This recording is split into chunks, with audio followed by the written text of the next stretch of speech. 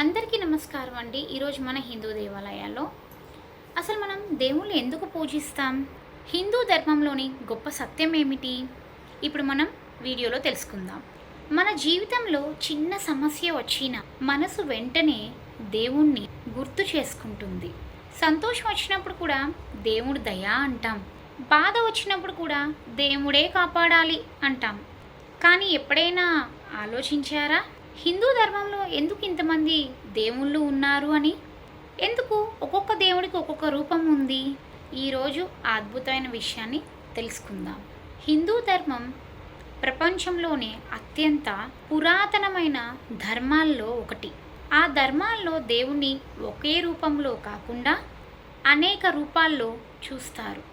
ఎందుకంటే ప్రపంచాన్ని నడిపించే పరాశక్తి ఒకటే అయినా ఆ శక్తి మనుషుల అవసరాల ప్రకారం వేరే వేరే రూపాల్లో కనిపిస్తుందని మన పూర్వీకులు చెప్తూ ఉండేవారు. ఉదాహరణకు బ్రహ్మదేవుడు సృష్టి ప్రతీక, విష్ణుమూర్తి రక్షణకు ప్రతీక, శివుడు లయకు ప్రతీక. ఇది కేవలం కథ కాదు, జీవితానికి సంబంధించిన గొప్ప సందేశం. సృష్టి, రక్షణ, మార్పు ఈ మూడు లేకుండా ప్రపంచం ముందుకు సాగదు. మరి గణపతిని ముందుగా ఎందుకు పూజిస్తారు? గణపతి అంటే విఘ్నాల్ని తొలగించే దేవుడు. ఏ పని ప్రారంభించినా మనసులో భయం, సందేహం ఉంటాయి. అందుకే మొదటిగా గణపతిని ప్రార్థిస్తారు. మనలో ధైర్యం పెరుగుతుందని నమ్మకం. అలాగే లక్ష్మీదేవి సంపదకు ప్రతీక. కానీ ఇక్కడ సంపద అంటే కేవలం డబ్బు మాత్రమే కాదు, సంతోషం, కుటుంబం, ఆనందం కూడా. సరస్వతీదేవి విజ్ఞానికి ప్రతీక మరియు జ్ఞానానికి కూడా ప్రతీక. అందుకే చదువు ప్రారంభించే ముందు పిల్లలకు అమ్మవారిని ప్రార్థిస్తారు. మరి పరమశివుణ్ణి ఎందుకు అంత పవిత్రంగా ప్రార్థిస్తారు? శివుడు అంటే ప్రశాంతతకు చిహ్నం. ఆయన కన్నులు మూసుకొని ధ్యానం చేస్తున్నట్టు కనిపిస్తాడు. అంటే జీవితంలో ఎంత కలత ఉన్నా మనసును నియంత్రించగలిగే సమర్థత ఉంటుంది. అప్పుడే నిజమైన శాంతి వస్తుందని అర్థం.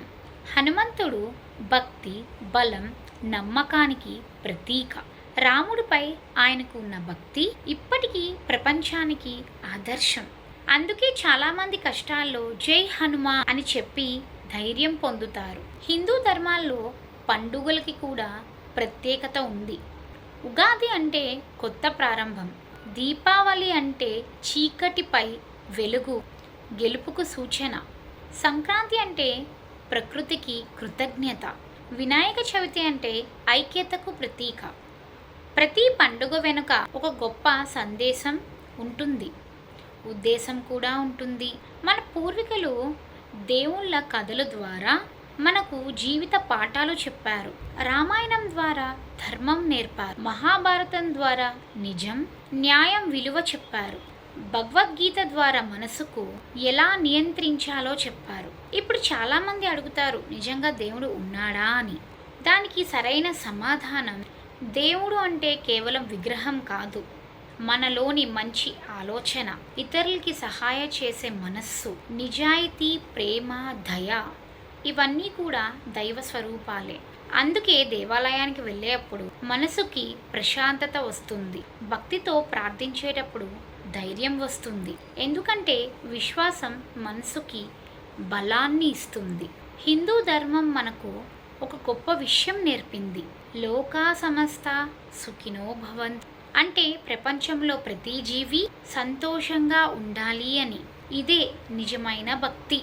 ఇదే హిందూ ధర్మం యొక్క గొప్పతనం. ఈ వీడియో కనుక నచ్చితే please do like, share and subscribe the channel. మరిన్ని వీడియోస్ కూడా ఉన్నాయండి. ఎవరైనా ఓల్డ్ వీడియోస్ చూడకపోతే కొంచెం ఆ వీడియోస్ కూడా చూడండి. కొత్త సబ్స్క్రైబర్స్ అనేవాళ్ళు మీకు మంచి మంచి విషయాలు మన వీడియోస్లో తెలియజేయడం అనేది జరుగుతూ ఉంటుంది. అబౌట్ ద టెంపుల్స్ కానీ, అబౌట్ ద హిందూ ధర్మం కానీ ఏదైనా సరే.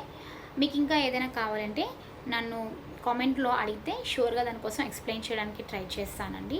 ఉపనిషత్తుల్లోని 2వ భాగం కూడా రాబోతుంది త్వరలోని. అది కూడా కంటిన్యూషన్ ఆఫ్ ద పార్ట్ ఉంది, అది కూడా చెప్తానండి షూర్గాన. Thank you for watching.